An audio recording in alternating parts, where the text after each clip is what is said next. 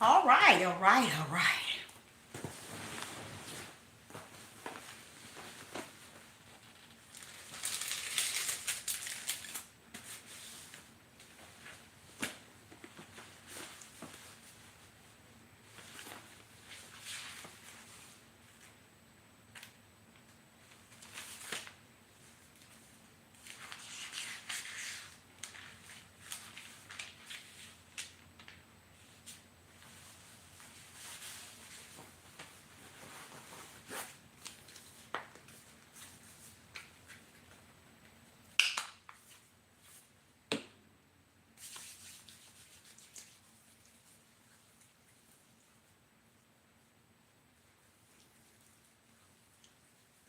All right, all right, all right, all right. Shalom, shalom, and shalom, Sister Deborah.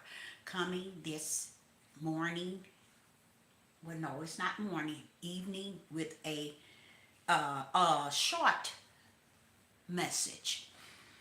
And I felt so compelled to bring this message forth in a live because I wanted to uh, make sure before I go into my Sabbath that this message is put out there so individuals can look into it. A lot of people like to be strolling on YouTube and watch different videos on their Sabbath. And this is a video that seems to me, not seem, that I feel that is a very important video.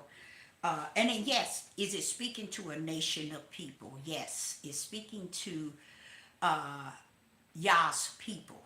And we know who he called his people. Um, I speak it unto Jacob. I'm speaking to Jacob, and that is the 12 tribes. This message is really geared toward your ear. This morning I got up to just go into a little study myself, and I found myself listening to a man by the name of Bishop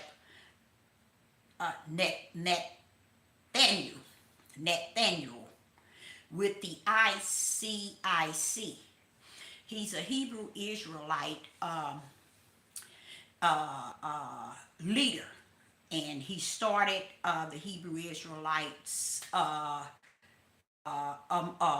Hebrew Israelites were under his group called IUIC,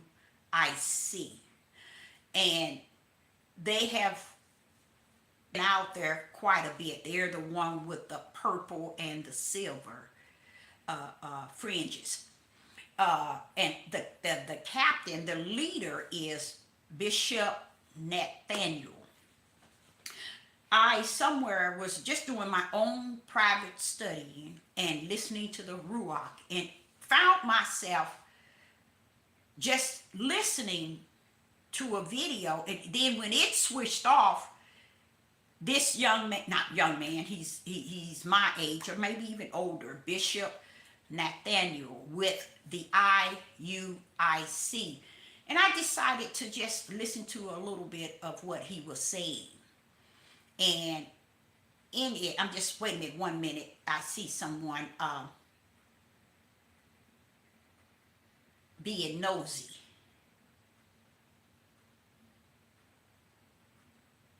Okay. So sorry about that. And he was saying something, and I'm grateful. I'm grateful for the Holy Spirit allowing me at that time to just really pay attention to what he was saying.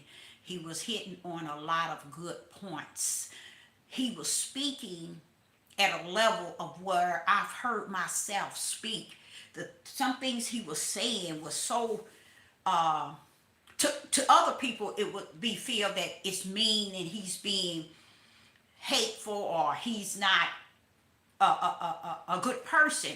But to me, knowing that he have said some of what he was saying was what also things that I have said in time past several times.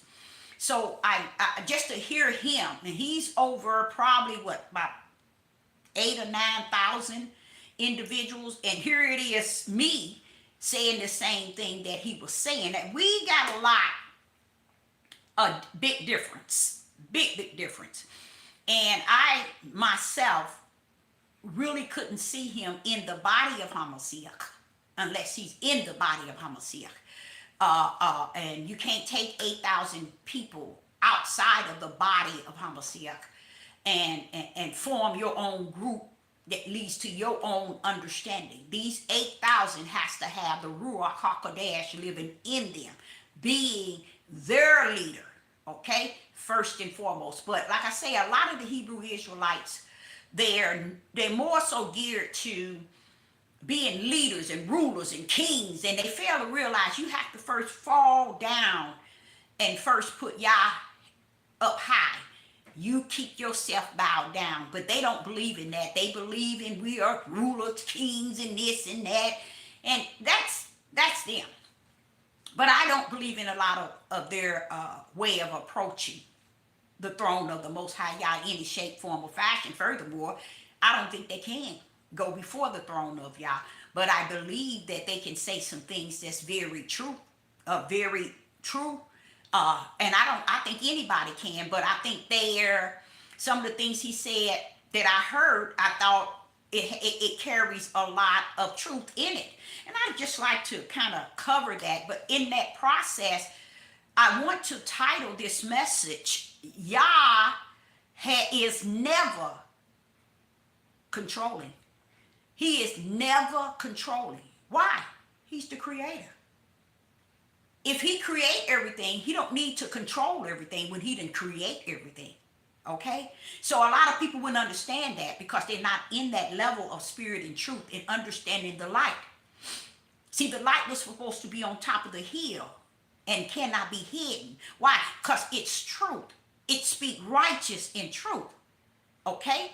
So therefore, what I'm bringing forth is spirit and truth with the light. Okay? So Yah is never controlling. He don't need to come down here and control everything. He is the creator of everything. Okay? So that's why I wanted you all to understand. He don't need to control everything. And he won't. He's the creator of everything. Okay? So this man was speaking a lot of power. Nathaniel. They call him Bishop Nathaniel with the IUIC. He was speaking on a podcast, and he said a lot of very good, he spoke on a lot of good points that I would like to bring forth as well, because I felt the need that it's important for Jacob, which is the 12 tribes, to hear this. And it also opened up a level of me also having understanding in why the choices that I have made and have made it out of the spirit realm make sense now. Not like now, but I'm just saying it made sense then, but it's to just, when anytime something truth come and bring more light to that which is already bright, I think that's a beautiful thing. That shows you that you are capable of receiving truth, no matter which way and which direction the Father poured into you or to you. So I just want to bring a little truth of what he was saying, Bishop Nathaniel with the IUIC. And that's how I have always been, and I have said that over and over. I'm not a person that cannot hear others, because if I was that person, the Ruach wouldn't be spending so much time teaching me the way that he teaches me. He's teaching me because he knows that I'm a person that can be taught. 99.9 can't be taught because they don't have an ear to hear. You see why? Because the Ruach has to be in them in order for them to hear. The Ruach has to be in them in order for them to see. So this is why I was able to hear what Bishop Nathaniel with the IUIC was saying. And then I titled this message, Yah is never control it. Because he's what? He created it. He created it all. So he's not down here trying to control you. He's letting you go in the way that he have already created. You see? So this way that you might thinking is your way. You might think this is where I'm ruling. Go ahead. He ain't finna control you in the direction that he already created. So now you can have a seat and get somewhere and sit down. I know you don't understand that type of language, and you don't need to. Because that too fall under the category of spirit and truth. Getting somewhere and sit down. Because there's no need in sitting on this earth and in this world clowning and acting a fool with people. Because people are not going to line up with truth and righteous no way. We're there. So let me get into what Bishop Nathaniel with the IUIC was saying. And I'm going to kind of clam on top what he was saying. And I want to share with you all things that he was saying is truth. It even helped me to shine brighter in the fact that I had it right all the time. And the spirit of the Ruach has always told me I had it right. But someone like Bishop Nathaniel with the IUIC, he brought it a different, how would I say, in a different way, the way he said it. But what made me grip it, it was truth. It didn't matter, it didn't come the way I come or the way the Holy Spirit taught me.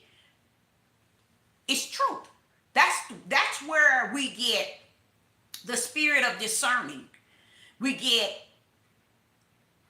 the spirit that says try the spirit by the spirit, or we get the spirit that's in us, which is the Holy Spirit, that let us grip truth when we hear it. And it don't matter if words come from. I have given you all an example of me was walking to, what was it, the laundromat or the store? No, I think it was the store. And I heard a dog bark. And I was frustrated with the sound of it because it wasn't normal. Was it a fierce and loud? Yes. Did it sound like a dog? Yes. But in my spirit, it was something it was saying to my inner man. So that's why I say I have that ear that the Holy Spirit has created me to have. And I put it to work because greater is he that's in me that works through me and in me. To give me a mindset to use everything he has invested in me to use in this day that we are in. So I want to start with Lamentation. He gave a verse out of Lamentation chapter 4 and verse 17. And I'm speaking to Judah this moment. Judah, the 12 tribes. I know Judah don't know he's Judah, and I know that Judah have no idea of who he is. I know that. But this message is going to go up as a live message, and that's just it. That's where I'm going to allow it to rest right there. Okay? So it's the strangest thing I put on there that I didn't want to have any live. And I mean, what I mean is viewers, but I see that they did it anyway. Another thing I'm going to talk about before I'm off of here is my experience with AI at the level of who AI really is. And the Father told me, but Deborah, before you can tell anybody anything about AI, you must experience it, what it is. And even when you experience it and tell people, it don't mean they gonna get it. But just I want you to know that the way you see AI is 100%, but you got to experience what AI is really about, okay? But I'm gonna get around to that before I get off this here, before I tune off. Lamentation chapter 4 and verse 17. Bishop Nathaniel with the IUIC was talking at a level of really explaining how Judah, the 12 tribes, not Judah, Jacob, the 12 tribes, especially Judah's mindset. Pretty much like I've been telling y'all. Gone. He was saying the same thing. But it's just amazing how he's over like maybe 8,000 individuals. I mean, he's the bishop over them. And at any time, he can get and turn 8,000 of Judah into an order which is righteous, and those 8,000 can turn another 8,000. But oh no, I ain't gonna say another 8,000, but another 16,000, or another 34,000, or another 50,000, or 100,000 in the right direction. But because he lives on the side of the flesh, being the one that has the power, the control, and the control of the people, he's only going to limit them to what they're going to know. See, people didn't know when you are one like Bishop Nathaniel with the IUIC. He's the founder and the overseer. He didn't understand you're supposed to give them spirit and truth and let them loose to go into the world to teach Judah and Israel. But this is an issue with people. People who's under this type of authority and this type of leadership with the Hebrew Israelites, they don't believe in that. They believe in having their own private religion and their own private group and setting so they can tame these people in the way of the flesh. So I don't want to get off the topic, but I want to stay on what he was saying, because in spite of who he is, he did say a lot of things that I totally agree with. And I sat back and think about how many times I spoke the way he was speaking, you know. And I like to go to Lamentation chapter 4 and verse 17.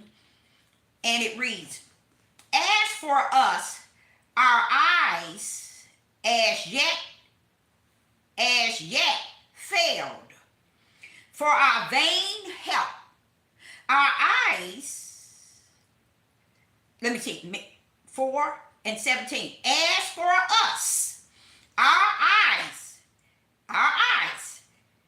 as yet failed, for our vain help. In our watching, we have watched for a nation that could not save us." And I want to go there because I understood exactly what he said, and it was true. We as Judah, we have gotten this thing in our own eyes, which is our fleshly sight of the way we see things, the way we see in the flesh things, okay? We have failed because we keep looking for the United States to do what? To save us. And they cannot save you. They're not here on the earth to save you.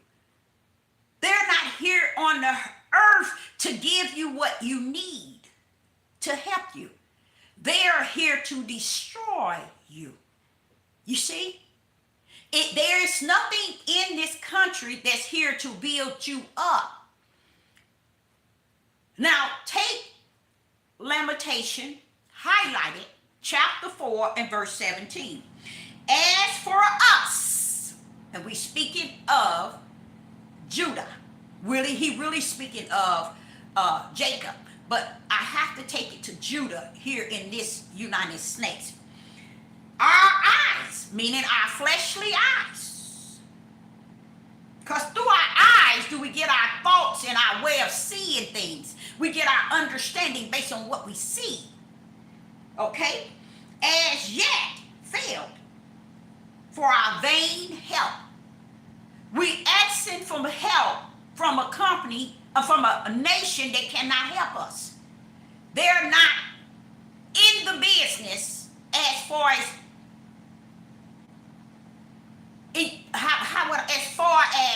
purpose on this earth to help us. We waiting for, if we just get the Democrats in there, they're going to be helping us. They're going to make it better for us. And not one of you all can actually, not one can say that being a Democrat, it'll help you. It's nothing in this country. Equal rights, have it helped you? No. You can lie, which most of people would do, to cover up a nation that never can save you. And let's just imagine in Lamentation chapter 4, verse 17, the prophet Jeremiah is explaining to you that. Going back to who? Another prophet. Another prophet. It just seems like a people, it's not meant for them to, like I tell y'all over and over, get it. And it makes sense why you haven't gotten it. It ain't that y'all hadn't put it in there. You see how he has created things? He's the creator. He's not down here trying to control you. He created all things. And I explained that yesterday about telling you, and the day before yesterday, how things are plainly seen right before you. But what the people still, they insist on thinking that the United States is going to save them. They're looking for reparation from a country that's not created here for the purpose of the Most High creation to save you. So what does Lamentation say at the end? We have watched, and we still watching, for a nation that cannot save us. Why are you watching for them to save you? Because it's just something about a lost people. And I think it starts here. Here. Heart and that mind is connected. They don't have, it just, things that's just missing. And don't forget, Yah is the creator. So when he brought that up, it made a lot of sense. Because people are actually looking for voting. Oh, they can't wait till Donald Trump is out, so a Democrat. Oh, if Kamala was in there, she would surely have made it better for us. We're looking for a nation that cannot and was not created. You cannot go into your own study guide, which is the King James 16, the King James. You cannot go into your lost books and your found books, your Enoch book that tells you that this country is here to save you. Or this country is here to give you something that's going to help you. Everything that you read, it tells you it's after to destroy you. So what is in your mind, through your eyes in this world that you see, that tells you that the United States is here to help you? Okay, so the next one was Hosea. In the book of Hosea, which is a who? A prophet of who? The Most High Yah. Let's go to Hosea chapter 5. Let me get there. Hosea chapter 5 and verse 15. In the book of Hosea chapter 5 and verse 15, it reads, I will go. Let me take this here off of here. Okay. It would say, Hosea chapter 5 and verse 15. Okay. It says, in Hosea chapter 5 verse 15, it reads, I will go and return to my place till they acknowledge their offense and seek my face. In their affliction, they will seek me early. Now, you know who's saying this? The Father is telling you, I'm going to go, Deborah, and return to my place till they acknowledge their offense and seek my face. Judah, Israel have no idea, Jacob has no idea that even to this very day, Yah is waiting for you to own the sin of your fathers and your forefathers. he waited? So I wonder, how is it that I have cried out to the Father? Why is it the people don't recognize 400 years is a lot of time to come to the knowledge of truth? That's a lot of time. But yet, they still sit in this country, trusting this country to be their truth. They're trusting this country to save them. This country has shown them in the year of 2025, in the year 2026, that they're going backwards. They stripping everything that they ever thought that they could put up to manipulate you, that they're going to give you some sort of right standards or law. They took it right before you, looked in your face in the year 2025, in the year 2026, and snatched it right back from you. Snatched every little thing that they put up at one time and snatched it away right before you all's eyes, Jacob. And you said not a word. You didn't even flinch or anything. Because you still thinking this country is going to save you. Through voting, through politics, through the laws. Y'all really thinking that Donald Trump gonna come up and save you? You talk about MAGA, trusting MAGA, believe that Donald Trump is did. You too, Judah, Jacob, you too believe that Donald Trump gonna write a law in that's gonna save you. And in the Lamentation told you, he's not. This nation cannot save you. It wasn't created by the Creator to be a place where you go and be saved by them. He told you they was going to have a yoke among your neck. They was going to be your oppressors. So how and why do a people believe that a country is set there to save them, to help them, to correct things in it on your behalf? Okay, so then we get here and it says, Hosea chapter 5 and verse 15, I will go, Deborah, this is the Most High, I will go and return to my place till they acknowledge their offense and seek my face. Right here today in the year 2000, July 2026, Judah has not answered to that. And that was way back. Judah has not answered to the ideal of 400 years, past 400 and some odd years, while you are where you at. See, y'all think the Most High is asking you for something. That's the problem with Judah. They think either they're people or the Creator is asking me for something. But when the Europeans in this country take from you, you don't have no problem. So it shows you your mental state is whacked all the way out. Because you think this country is for you. And it was never created from the kingdom for that purpose. So listen to what he says.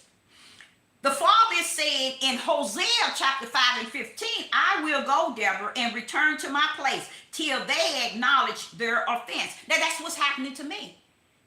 That's what I try to instill on this devil platform. And people might get mad and pissed off and leave and go, and I don't give a rat's behind. Because I have owned this. I have taught it. I have preached it. I have ministered that our Father has sinned. And we continue to sin even greater. This is what got us here. But you can't tell people. Jacob, you can't tell. That's why the tribulation in which Jacob is going to fall in is Jacob's trouble. Because before y'all can seek Jacob to the kingdom of any sense or bring Jacob out, Jacob is going to have to go through affliction. So then he said, He says, Deborah, that's why they won't acknowledge their offense. Why do we have to acknowledge our offense? We can't blame this country. Why? We first have to blame us and our forefathers. Our forefathers and us. Us and our forefathers. For what?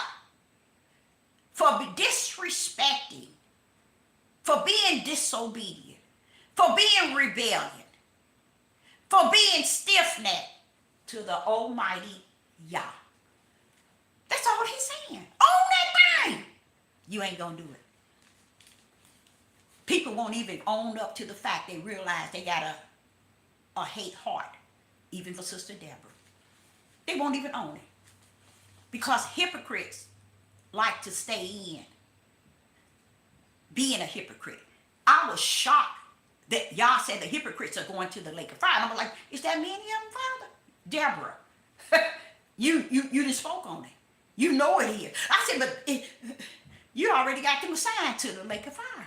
It's deep because the role they play on this earth is they rather be a hypocrite than to own, even to Yah, their offenses toward him. He ain't telling you to own this country nothing. You don't have to trust in this country and believe in it. But him repenting for our sins, and I really believe we first have to repent for our sins. Why? Because I think our sins today is greater than our forefathers' sin that got us over here. Because it has been said. Our sin is greater than our forefathers. See, we running around thinking we're escaping because we're in this day. 21st century, we in this day. No, baby. You in the day that's like no other. That means the worstest time period on the face of the earth. Okay? So it says here, and seek my face. Seek my face. See, he was telling us back in Hosea, I'm gonna leave y'all tears until y'all are able to own and acknowledge why you're over here in this land of your oppressor.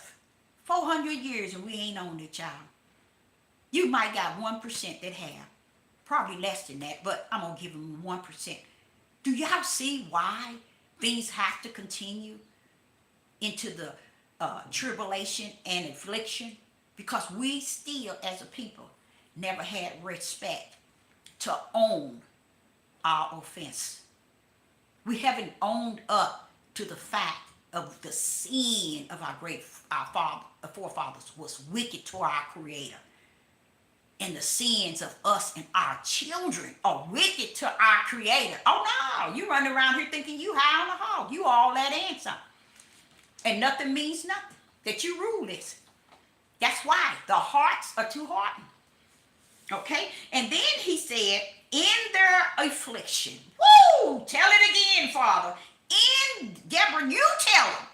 In your affliction, they will seek me early. So this is why tribulation, perilous times, men's hearts shall fail them. He's talking to Jacob. Y'all didn't know that, did you? See, Jacob want to grab that book and say he's talking to him. Oh, this is our history.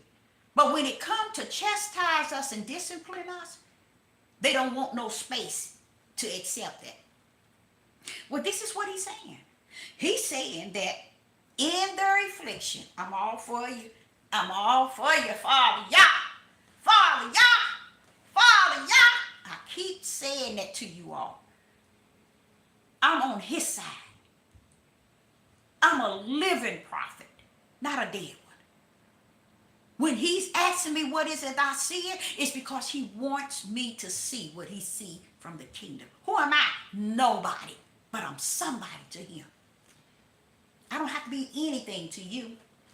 I'm somebody to the Most High Yah. And that's all that's important. You see?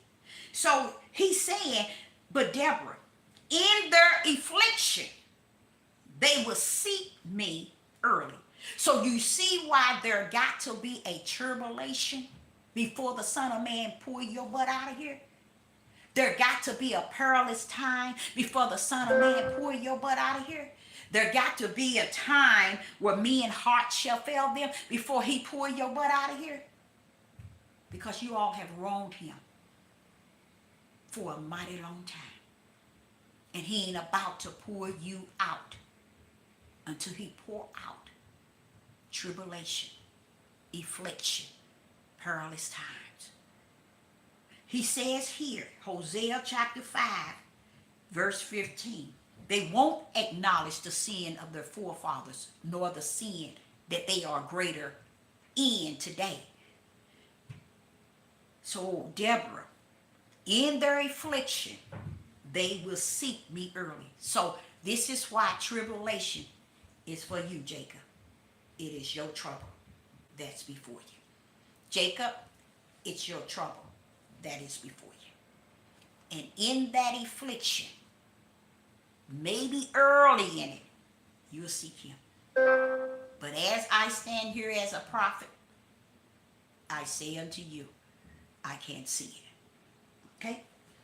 So when I get to Acts, the book of Acts, chapter 14 and verse 22. In the book of Acts, he spoke of verse 22. In the book of Acts, chapter 14 and verse 22, confirming the spirits of the disciples, halting them to continue in the faith. He's telling the disciples to continue in the faith. Why? Because the faith is in you. So continue in it. Oh, I like that. And that we must, through much tribulation, enter in the kingdom of Yah. You hear that, Jacob? Do you hear that, Judah? You see how this world can't offer you the kingdom. This world cannot offer you righteous. Oh, put it out there, Deborah. This world cannot offer you justice. Upright. Good. This world in United States in this world can't offer your but nothing. Why you sit in it like it's you waiting for it to pull up to offer you, Jacob, something? You ain't got nothing coming. Let's hear again. What is this being said even to the prophets? Also to the apostles. Also to the men and women of Yah. Listen to what it says. Acts chapter 14 and verse 22. Confirming the spirits of the disciples and exalting them to continue in the faith. Because the faith is in you. Faith is a brand of Yah that he brands their spirits. So it's beyond the flesh. It's all the way, bam, to the spirit or they brand. And he's just telling them, to continue in that because the spirit got you. Okay? And that we must go, we must through. Now, wait a minute. Just imagine having to go through a tunnel, or to go through the Golden Gate Bridge. You got to go in one way and go out the next to get on the other side. Going through don't mean you at the entry and you done it.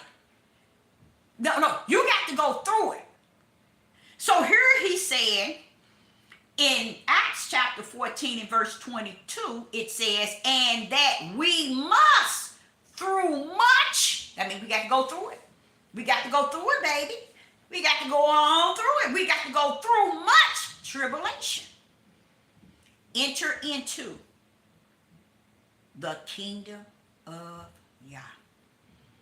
So you ain't going to escape tribulation. You hear me, Jacob? Do you hear me, Judah? Jacob is the 12 tribes of Israel. But guess what? Judah is one of the main tribes, the leader of the 12 tribes. So you, Judah, was the one that was supposed to get over to this United States and the other islands in which you were in, and you supposed to be in that bright light to the whole Jacob. But you saw nothing because you put your trust in this nation. And everywhere everybody went that represent Judah, you got comfortable there in hoping that one day they're going to be your great white hope. You got rid of everything that stands for what your forefathers did to get you in the 400 years. You overlooked all that. And you stepped in the ring and played 400 years, past 400 years. And still today, 2026, as dark was from the first day, you land in your oppressive and captivity state. The captivity was for you to break out of it, even being in it as they would see it, but out of it as the Spirit of Yah know that you were. He had pardoned you in so many ways. You decided, no, we don't want you to pardon us. We want to stay in this land of our captivity that got a yoke on our neck. We're waiting for them to free us. We're waiting for them to help us. We're waiting for them to save us. So Yah said, what did he say? And that we must, through much tribulation, enter into the kingdom of Yah. This is also a level that I've told y'all over and over. I don't mind. I want y'all to hear this. I don't mind standing alone. I don't mind it at all. Matter of fact, I think I'm going to make that the best thing that ever happened to me in this flesh, is to stand alone. Because when you stand alone, you can hear he that is the creator, that created everything. Because while you standing alone and you're not listening to the voices on the left, the voices in the right, the voices in back of you, and waiting for this world, waiting for the world to deliver you, this nation to be your, save you from something. I'm waiting for he that's greater in me than he that's in this world. So standing alone means something that's so important, and always was, and always is. That's how Yah always did with kids. He created them to stand alone. I don't need you. And nothing else in this here nation can save me. I'm already pardoned. He has already redeemed me. I've been bought with the price of the price of a price. So here he's telling you, but through much tribulation, enter into the kingdom of Yah. So you ain't going to escape it. Jacob, you in trouble. Okay? So there in 2 Corinthians chapter 6 and verse 17. Now we finna step into something really deep, y'all. This is going to be kind of deep. But the deeper it is, the more light is available for you.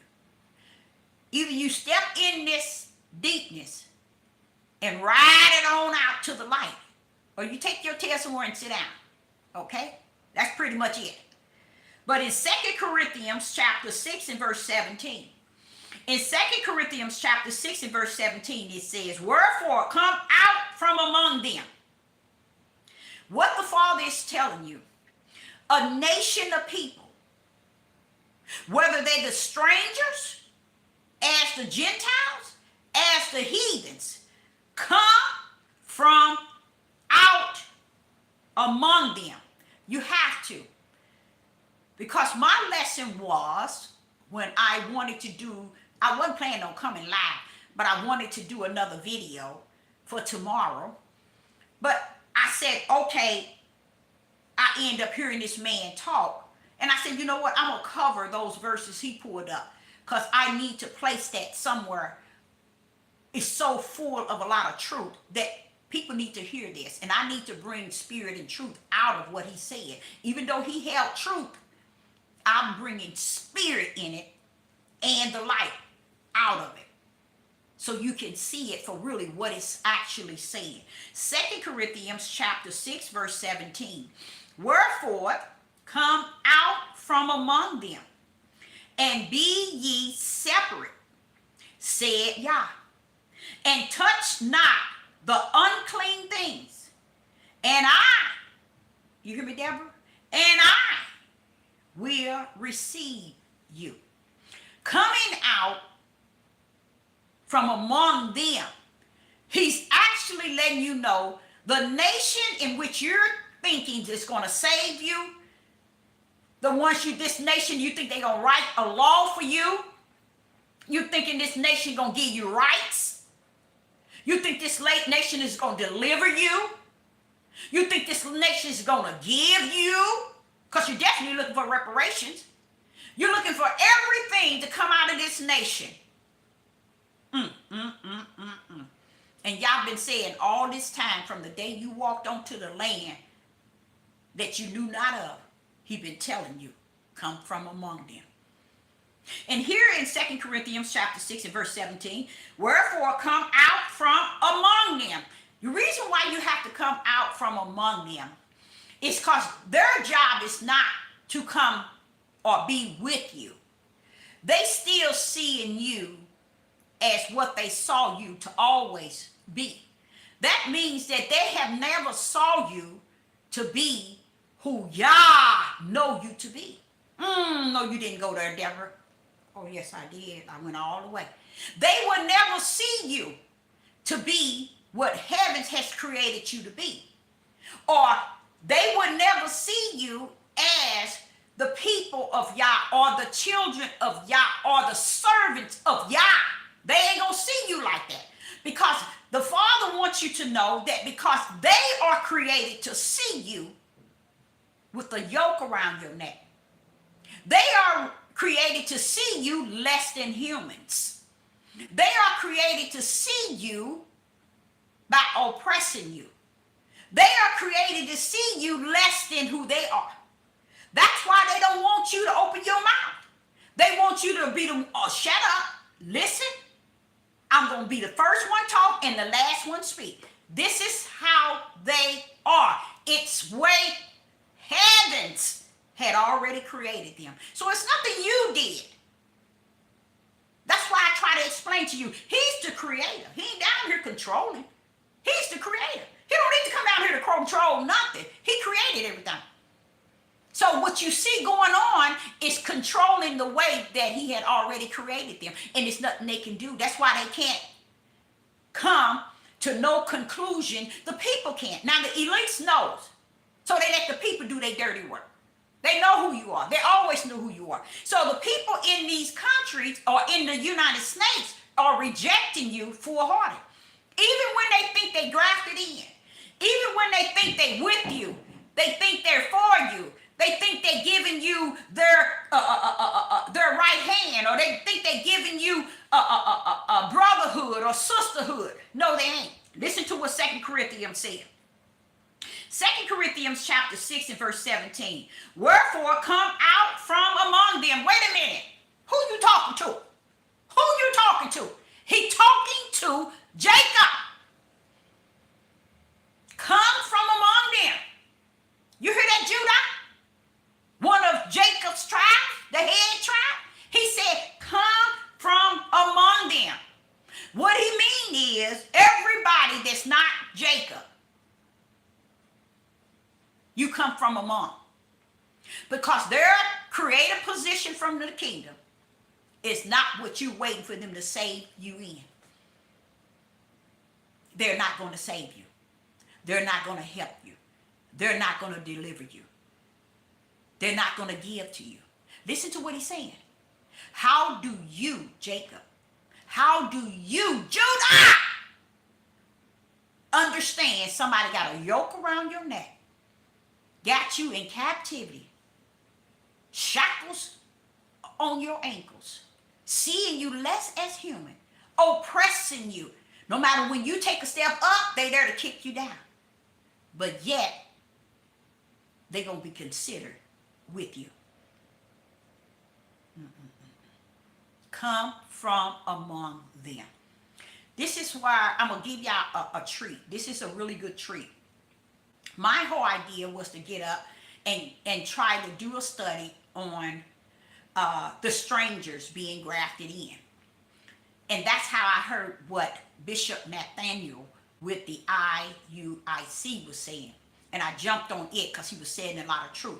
But let me tell y'all a little bit about my topic that I was planning on and talking about, and that was separating from the strangers. And let me tell y'all why. Because the Spirit says, I graft them in. They just can't come in. I graft them in. And when I graft them in, they got to come in righteous. They got to come in just. Because I, the Most High Yah, graft them in to my root. What does it look like, Deborah? That I will graft them into my root, but they have no righteous. They see no just. They are not upright.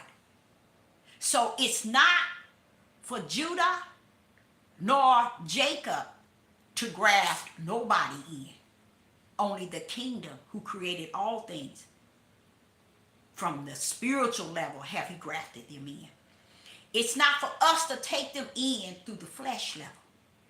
Because Yah said the grafting in took place in the spirit.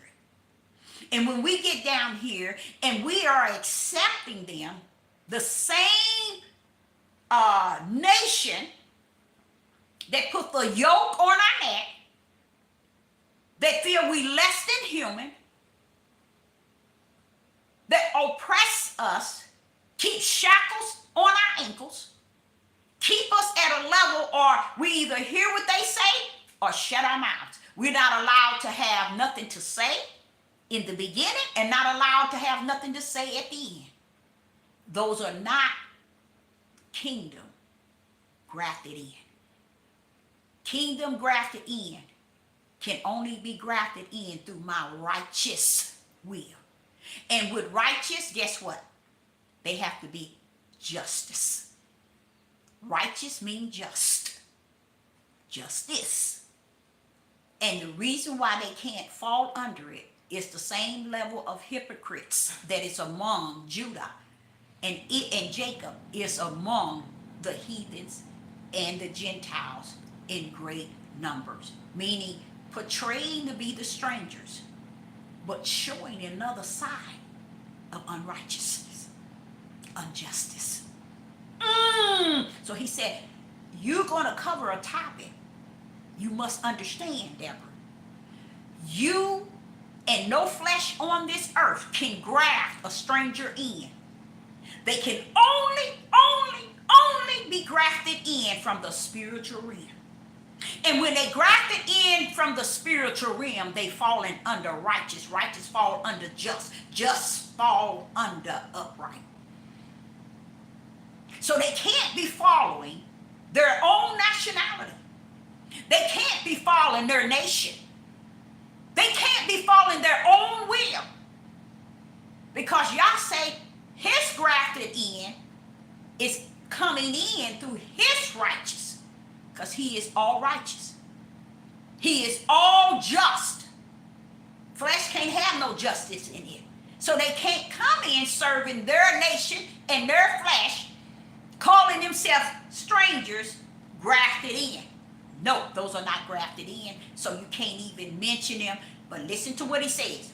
2 Corinthians chapter 6 and verse 17. Wherefore, come out from among them, Judah,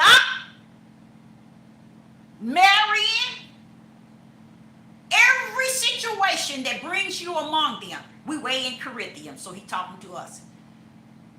You see? Come from among them, and be ye separate, said Yah. Touch not the unclean unclean things, and I will receive you. Let's go to the unclean things that where Yah will receive us. Don't get into their religions. Don't go running around here getting in their religion. Don't serve their Yah and their religion. So when you in the United States, he don't want you in their religion. Whether it's Buddha, a Muslim, Jehovah's Witness, Catholic, Christian, all of these here, Muslim, all of them. He said, come from among them. He can't do nothing. He can't receive you. And he won't receive you. The purpose of coming from among them is coming away from their religion, coming away from their politics. Oh, you didn't go there, did you? Yes, I did, all the way. Hello, Democrats. Hello, Republicans out there. Hello, Kamel voters and Trump voters. You see what I'm saying? He said, come from among them, meaning come from their religions, their denomination, their beliefs, come from their politics. Go on, Deborah. Come from their tradition. Come from away from all of that. Come from their ways. Come out of them and touch not unclean things. Don't get mingled with other nations, you guys. Through marriage, through children, stay away. He's telling us. And I will receive you. So you're going to receive us if we come from among the ways of this nation that come to kill, steal, and destroy us from one end to the other. Yes. Y'all want to stick into the country, wait for you to vote, wait to get in this politics mess, wait for their traditions, wait for their laws, wait for their rules, wait for their commandment of you, wait for their religion to tell you how to worship. And then you're going to stand before me and tell me you serve me. Come from among them. And then what he said, and I will, tell him, Deborah, receive you. Okay? Let's go to Hebrew. In the book of Hebrew, he's sitting in Hebrew chapter 11. Hebrew chapter 11, verse 24. Verse 24. And it reads, by faith. Now watch this here. And I want to send this message to everybody who think that they got it going on to the utmost and don't even understand the foolishness in their wicked heart. Because it takes a wicked heart to feel that they are above the standards of really needing Yah in any shape, form, or fashion because they have everything they need. But let's hear what Moses, what's going on with Moses. Hebrew chapter 11, verse 24 through 25. By faith, Moses, see what took Moses, the seal brand of faith. Moses, when he was come to years, that means when he got up to age, refused to be called the son of Pharaoh. Pharaoh back then was the rich of the rich in Egypt. But Moses is refusing to fall under that category of the son of Pharaoh. Verse 25. He chosen rather to suffer. Woo!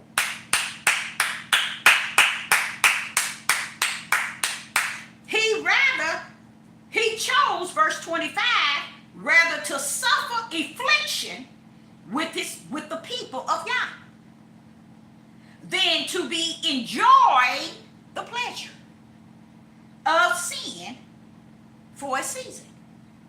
So right there shows you Moses was rich. But he chose the affliction. He preferred to be among his people that was afflicted. That's deep, job. So you see how people think they got everything from A to Z? You think they would choose like Moses chose? To follow Yah more than what they have. Let me show you what they have always override them really serving Yah. Listen to this. Verse 25.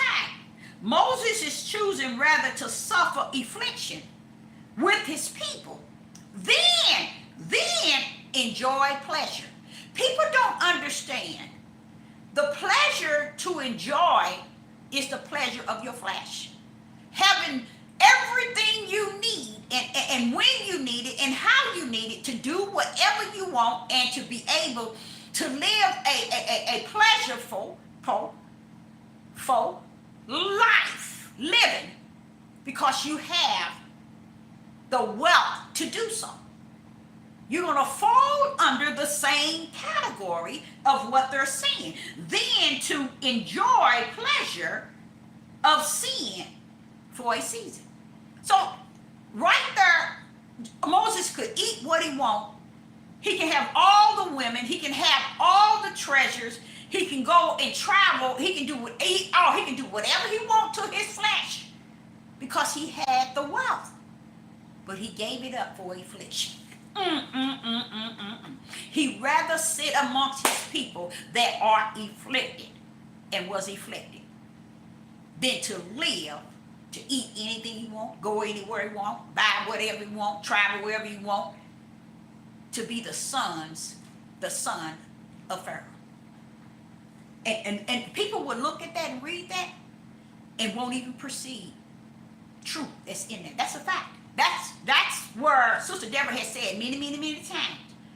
Before Yah is able to afflict people, he got to take everything from them. Because see, people don't serve Yahweh what they have. In a way of saying, Father, I appreciate you blessing me. And because you blessed me, I want to give back to you. Well, how do you give back to Yah? You give back to those who serve in him. If you don't find no one on the earth to give back to Yah, go and take it and put it in your bank and serve you and your family. Serve you and yourself with it. But look at Moses. Moses gave up the son, being the son of Pharaoh. That means he could eat, he can have many wives, he can have jewelry, gold and silver, he can travel, he can do whatever, he can drink fine wine, he can do whatever he wants. But he gave it up for affliction of his people. You see, this is the seeds of the spirit. This is how they react. Even though he's a man, and he would have loved to continue all of that. But when you are a seed of the spirit, you don't turn around and have everything and just keep it to a way where, okay, I'm the Pharaoh's son, I'm going to keep this here, and I'm going to live high on a hog at the same time, work with those, my people that is afflicted. When you are a spiritual seed, you be about your Father's business in the kingdom, the Creator. Even if you have to come down and be in the affliction state of living. You cannot be on high on a hog and think that, hey, I can live like what it said.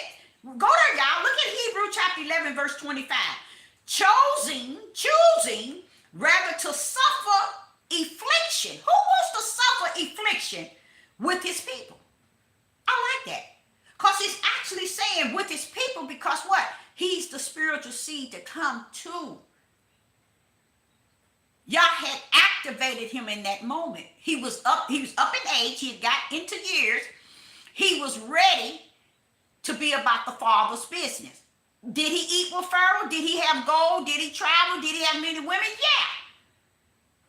But when Yah called him to his spiritual calling and he activated him, he didn't want no more all those riches and all those things to where he can have.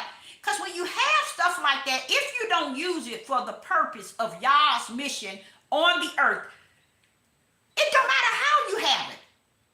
And the flesh is not going to let you see that like that. It's going to make you think you got it for you and yours. And that's how people live. They live based on me and mine. And this is the way I I'm entitled to live. Not knowing what Yah had prepared you to have. It wasn't for you to have it and enjoy it in the pleasure of your flesh. And a lot of them don't understand. That's what you're doing. If you're not serving a spiritual mission of Yah, then you serving the flesh pleasure of yourself. Tell me that ain't deep. But Moses gave that up and desired to be under the affliction of Jacob, his people. So what did Jacob get? What would you all say that he gave up? What did Jacob give up? I mean, what did Moses give up?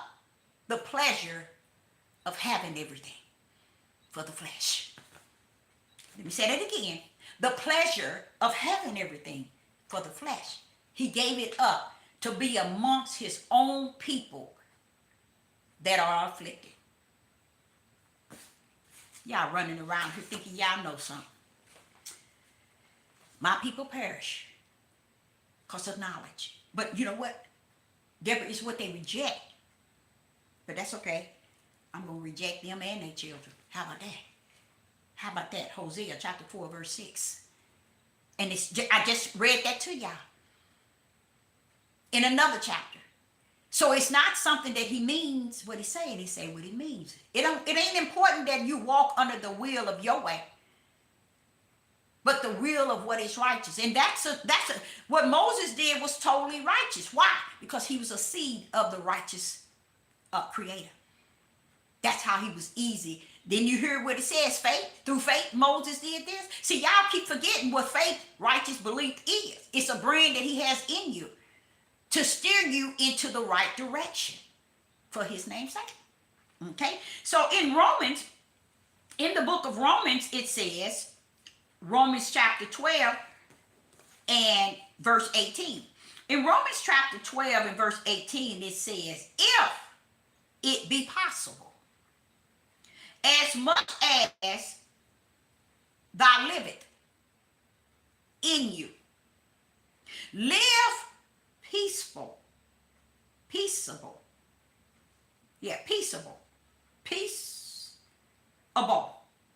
with all men. That means just because you are who you are in Yah, don't mean you be enemies and go looking for enemies because people are not at the level or is the spiritual seed. Bring peace. No matter where you go, what you do, have a peace about yourself and the environment you go around and you're being in. Because just like the title says, Yah is never controlling. He created all things. So he don't have to come down here to control it. He created it. So a lot of times you all think it's about putting flesh above Yah and putting Yah low, and you fail to realize he don't have to come down here and control all this mess. He created all things. He's a creator. He don't have to come down here and control it. A lot of you all are waiting for him to control things in a way that you are willing to accept what you hear, what you see, what you believe. No, he don't have to come down here and be down here controlling everything for you. So you can believe, so you can receive, so you can comprehend, so you can hear, so you can see. He don't have to do that. He already created every way in every man and woman. I was speaking to a man early this morning, and I was telling him about how the way of everybody is already in there. And everybody looking for the way to be outside of them. And they don't even understand the way is in you. It's already in you. So a lot of times when people are trying to change people, the change is on the inside. It's on the inside. Because the individual is always talking about angels. I said, why are you always talking about angels? You be buying books angels. I said, let me tell you something, a little something, something. I'm going to tell you all this too. The Father has revealed to me, Deborah, there was always the true war.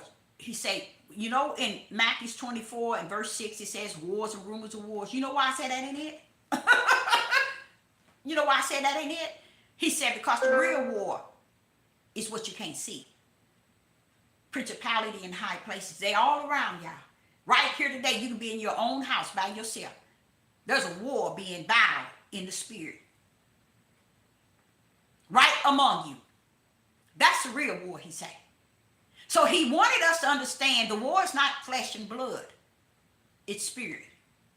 So while we're down here fighting one another, thinking we're going to be justified, clarified, and identified by the fight that we have here on the earth, he's telling you it's greater than that. So when he's saying to Sister Deborah, it's deeper than deep, it's because he explained to me about how the war was in the spirit, in the principalities.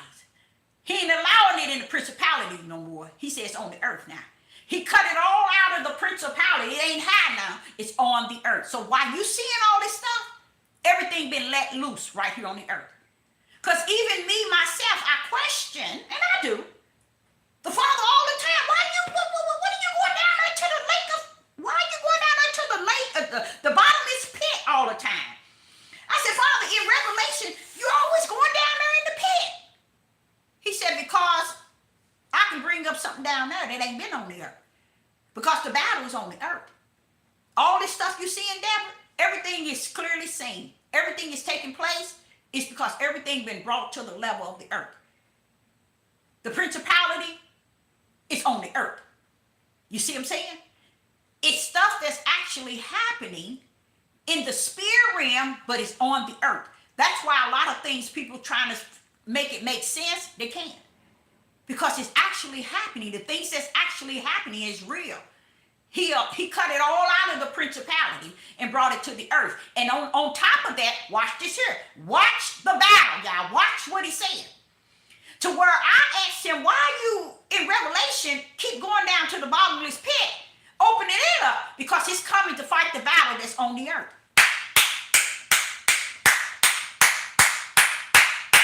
While you all thinking the battle is about your flesh. You have no idea that there are angels of Yah with also angels of the darkness fighting all around you. In your family, in your job, at your workplace, in your community, in your neighborhood, in the KKK, the white supremacists, the Ku Klux Klan, which is the KKK, and the Black Panther, all of them, everybody is fighting the battle that they don't even understand. That's pumping all this stuff up. So he said, so when you hear me talking about, here, angel, take this key and go down to the bottomless pit. Why? Because the bottomless pit is coming to fight the battles that he had released from the principality on the earth. And y'all down here clowning. You down here clowning with the darkness. You down here portraying they role and doing things to please yourself, to give yourself this. And what I tell the Father, it's this great power everybody's seeking for. Everybody looking for this level of power. For what reason? I don't know. And it's a power that they can control somebody. You don't want the power that you can control somebody. Controlling yourself is more than enough. Controlling yourself is more than enough. Why? Because you are your own worst enemy. Do you know what type of trouble that is? To be your own worst enemy? You see what I'm saying? You see why we need the Ruach in us? Being greater than anything on the outside of us and in us, our own spirit. That's why we need it. Because ourselves, our flesh is our worstest enemy. And we seem to think the flesh is the best thing that ever hit the earth. So I ain't Sister Deborah say unto you all, as I was telling the man this morning, the battle is real. That's why people don't care about how they kill it, how they hate it, how they dislike it. They don't care about none people get, I'm going to show you how deep it is. Say, for instance, the principalities in high places. He lets you know it's not flesh and blood. It's principality in high places. So if he brought them down to this level, this is why people don't care. People are dying and being killed. People are lying, stealing. Look at Donald Trump ripping this country totally off, and nobody can't even feel it. Look at what Donald Trump is doing to this whole country, which I'm glad. And when I heard Bishop Nathaniel with the IUC, I say, I'm glad. I'm glad he's going to afflict Judah. I was like, hey, I was saying that in many of my videos, because I know that's the only way y'all going to get Judah to bow down and repent. And when Judah get to the level where he can bow down and repent, y'all be down here. Where he come? Judah, he ain't coming for you. He gonna let you walk all the way up in the affliction and the tribulation and the perilous time, because he told you, Judah, you got trouble coming, and trouble coming for Judah. But Judah don't get it. Judah still don't get it. So what has to happen, as all these verses just about said to you, I got to afflict you, bro. I got to bring tribulation on your tail. I got to bring perilous time on you. I got to let you see me and hearts failing them, because y'all just don't get it. I'm not playing with y'all. And the only way I can get that rebellion and stiff neck and that disobedient spirit in order, I got to afflict it, Deborah. I got to bring it to the low of the low. I got to afflict it in a way that I have never afflicted or brought tribulation, perilous time on Judah. This is worse than any time on the face of the earth, but I got to pull this thing out. Judah been in captivity, Deborah, more than 400 years, and they don't even understand why they were there.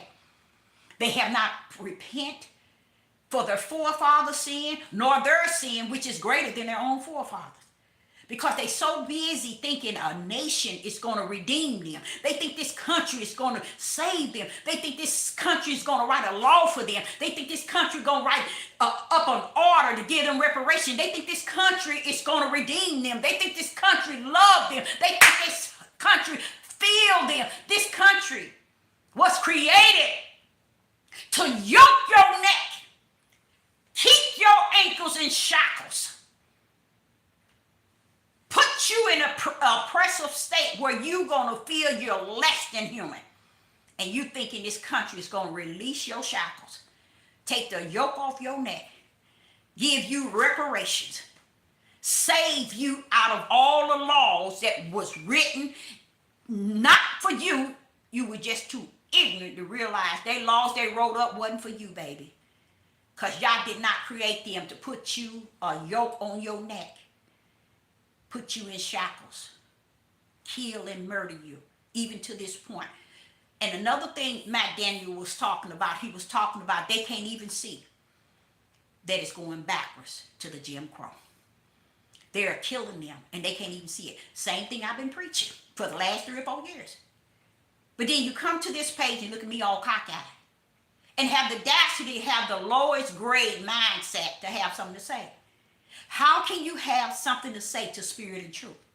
How can you have something to say to the light? If you are the darkness, stay in darkness. Speak to it. If you are spirit and truth, praise the Most High God. If you got the power of the light to shine into darkness, praise the Most High God. But your words don't mean nothing but to you, because you, your own worst enemy. And a lot of time when people talk, they need to talk to themselves, because I'm not your worst enemy. You are. How about that? How you like me now?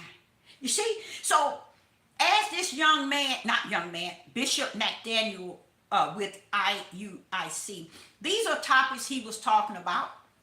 And I know I kind of took him out of the area of what he was talking about, but him and I was close on what is being said.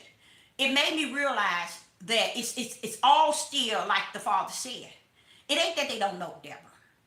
I've been telling them since the beginning. It ain't that you don't know. I've always let you know. I've always shined the light so you can see. But now we're at that end. We in that day. I got to pull up with a tribulation that'll never exist on the face of the earth. I got to pull up with an affliction that never existed on the face of the earth. I'm coming for you, Jacob. You're in trouble. Trouble heading for you, Jacob. And I, Sister Deborah, say unto you, Yah is never controlling. Why? Use the 1% of sense you might have and understand he is the creator. So I, Sister Deborah, hope you got something out of it. Even if you didn't, I know that I did. And I say unto you, shalom and shalom.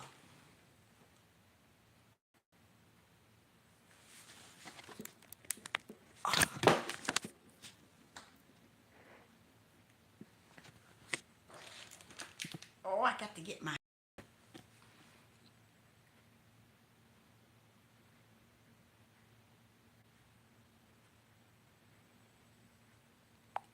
Okay, one more minute. I want to say this. Someone says here, I didn't see this was too far away. And the individual said, Yah doesn't answer me anymore, but he always answers through people to me. Okay? Like manifesting presence. Okay, I just need help. You know what the problem is? He's speaking to you himself. You don't know how great he have an investment in you. He have something greater invested in you. But you keep denying. Let me chop that up right quick. You keep denying what he has invested in you. He wants you to know you ain't got no business listening to nobody else. But if that's the only way you're willing to hear him talking to you from the inside, that's the way he's going. He do listen to you. He do hear you. But he wants you to learn it's important for you to hear him, not him hear you. And the reason why he's not hearing you because he got to get you to hear him. And because you don't hear him, he allow others to say things to you. But I, Sister Deborah, a prophetess in the wilderness, will say unto you, you have something invested in you that's greater than anybody speaking to you. That's what he's trying to get you to focus on. You cannot make everybody else more important than what he has invested in you. And he wants you to hear him. No, he don't want you to talk. He wants you to hear. He's speaking to you. So for him to have to go through others, he's saying that he needs to break a barrier through you to let you know that ain't nobody more important for him to speak to outside of you. So there's something in you, in your spirit, that has the power to be the speaker to others. But he got to let you know you got to hear him. Try going into your closet. And what your closet is a spirit. Your closet is not a room in your place in where you reside or a place that you feel that you can make is your closet. A closet is your spirit. He wants you to go there. Meet him there. And from that day on, shut your mouth. Close your mouth. Close your mouth means to close your thoughts. Close your saying. Close your eyes. He wants you to shut this flesh down and hear what he has to say to your spirit from his spirit. Because there's greater things that he wants to share with you. You know why? We in the midnight hour. He ain't got time to play with you. He ain't out here want to play with you. You're supposed to be invested in a work, a labor that has been set away because you think the answer is in everybody else's mouth. The Father said, no, I didn't put the answer in everybody's mouth. The answer is in you. Come meet him where he can meet you where you at. Because the answer ain't what everybody else is saying. He invested entirely too much in you from the kingdom for you to be listening to everybody else. Because he invested something there. And the only time he can get you to realize that is to come through somebody else. But they're not it. They're the ones saying things, but he's speaking to you. And he's speaking to you from a place that they can't come. So it's only between your spirit and his spirit. And you have to learn, and that's something the world don't want to do. They don't want to shut their mouth. And to shut your mouth, you have to shut your mind. You got to close your eyes off to it. You got to shut this mouth right here. And you got to fall out and say, hey, I surrender. Do you know a lot of people don't even understand what surrender means? That means bring that flesh to death. Lay that thing out. Don't give it what it wants. Don't let it think. Don't let it see. Don't let it speak. Shut that thing down and let the spirit. Because you got a spirit in you that can connect to the Most High God that's off the chain. Y'all can connect to your spirit and wake you up and shake you up, and you'll never be the same from that day on. So I say unto you, go into your closet. Speak to the Most High in spirit, not in your flesh. He don't want your thoughts. Don't go in there telling him what to do and how to do it or what you want to say. He knows your thoughts before you even came out your mother's womb. So you can't come into the closet thinking you can tell him. But he wants you to lay that flesh down so he can rise in his spirit, in your spirit. So I, Sister Deborah, say unto you, I hope you got something out of it. And let me tell you, the answer ain't what he said to everybody else. It's what he said to you. Go into your closet. Let Yah speak to you in the spirit. And when he speak to you, shut your mouth. And when I say shut your mouth, you'll see why it's important to shut your mouth, because you'll start to hear something coming out your mouth that ain't your mouth. That man ain't your flesh thought, ain't your flesh heart. It'll be words you can't understand, nor can you comprehend.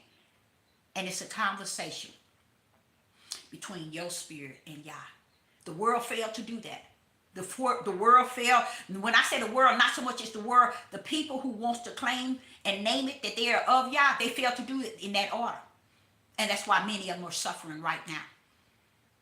So I, Sister Deborah, hope you got something out of it. And I say unto you all, shalom and shalom.